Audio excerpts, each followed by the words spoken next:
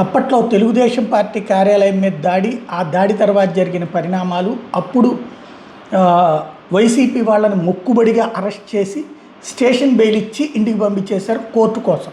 Same ఇప్పుడు జోగి రమేష్ ఇంటి మీద దాడి చేసిన వాళ్ళని మీదన 11 మందిని అరెస్ట్ చేశారు ఇబ్రహీంపట్నం పోలీసులు. ఆ తర్వాత స్టేషన్ బెయిల్ ఇచ్చి వదిలిపెట్టారు. వాళ్ళందరూ టీడీపీ నాయకులే. కార్యకర్తలను విడుదల చేయడం, ఇంటికి నిప్పు పెట్టి మారణాయుధాలతో దాడి చేసినటువంటి కేసులు టీడీపీ నేతలు ఫతావుల్లా, మాధవ్, ఆశాతో సహా పలువురిని అరెస్ట్ చేశారు. విజయనగరం నుండి కూడా వెళ్ళారు, వాళ్ళు ఎవరిని పట్టుకోలేదు. టోటల్గా 500 మంది వెళ్ళిన చోట 11 మంది అన్నటువంటిది చూపించారు. అది కూడా స్టేషన్ బెయిల్ ఇచ్చి వదిలిపెట్టేశారు.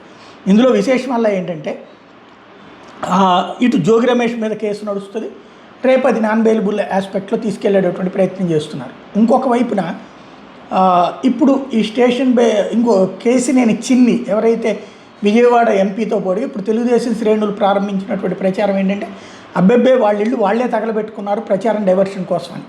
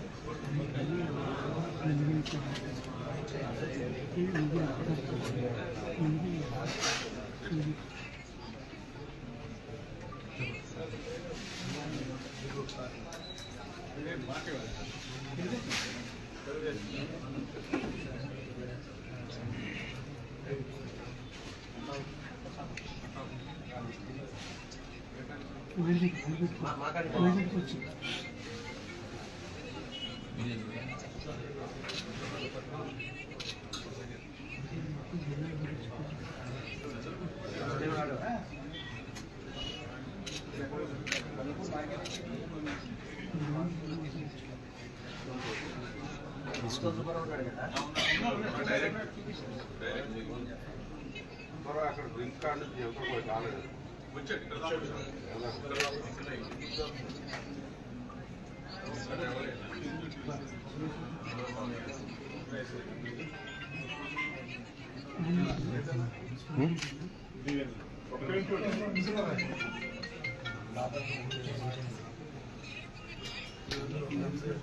చెప్పండి.